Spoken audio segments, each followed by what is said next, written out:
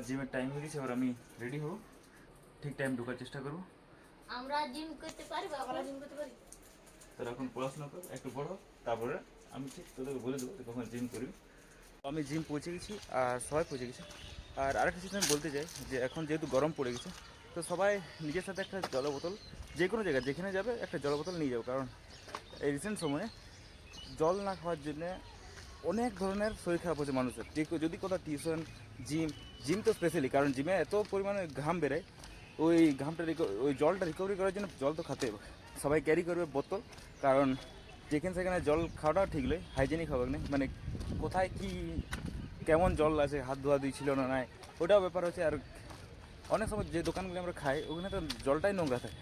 আর আমি তখন টার্গেট রেখেছি যে গোটা দিনে এই বোতলটা আমি 5 থেকে 6টা শেষ করবো, চেষ্টা করছি, শেষ করা এখন পর্যন্ত হয়নি। এখন গরমের জন্য একটা এক্সট্রা টি শার্ট নিয়ে আসি, যেটাও আমার পুরোপুরি ভিজলো তারপর শুকাই গেল, তো এটা থাক ডিকিতে। আর যেটা আমি এখন পরে আছি ওটা তাও একটু হালকা হালকা ওয়ার্ম আপ টাইপের যখন করলি তখন ওটার জন্য ভিজে গেল। আর ওয়ার্ম আপ করে একেবারে 9টার সময় আমি ঢুকেছি, আর এখন বাচ্চা 9:50, মানে মোটামুটি ঠিক রকম টাইমটা এখন ম্যানেজ হচ্ছে। আর এটাকে আমার টার্গেট আছে যে 45 মিনিটে করবো, 45 মিনিটে এটা করবো। দেখতে গেলে জিমটা বেশি করে লাভ নেই, সবাই যেভাবে দমে মারলে দমে হয়ে যাবে ওইরকম কিছু হয়নি। শরীরটাকে রিকভারি করার জন্য একটা সময় লাগে, ওই জিনিসটা দিতে হয়। তো যদি বেশি করে দিই আমি এই লেভেলে আমি থাকি, আর যদি আমার এই লেভেল পর্যন্ত না আমি রিকভারি করতে পারি তো আমি সেটা ডাউন নিয়ে দিই। আমি জিম থেকে এসে গেছি, আর জিম থেকে এসে আমি খাবার খাওয়া হয়ে গেছি।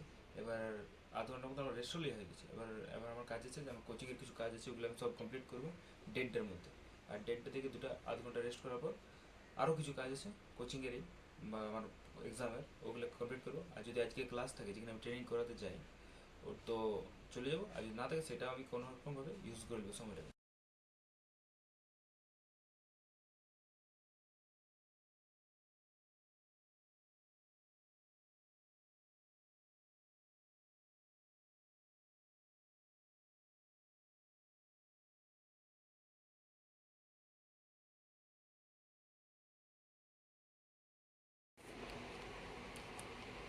প্রায় 1:30, ফোকাস লে।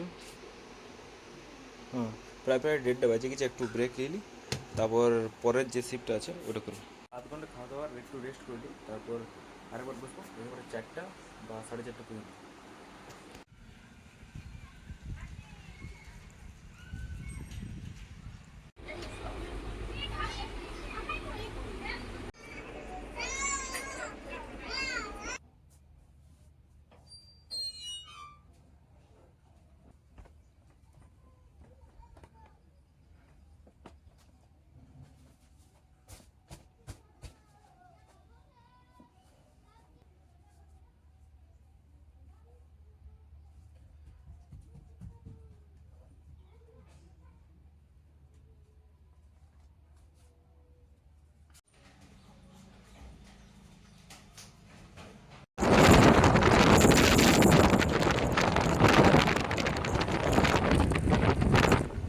তো আমরা ট্রেনিং করে পেয়েছি, মানে ওয়েদারটা এত খারাপ যে ট্রেনিং তো দূরের কথা, আমাদের দাঁড়াতে অসুবিধা যায়, সবাই জল পড়ছে তখন ঠান্ডা লেগে আমাদের।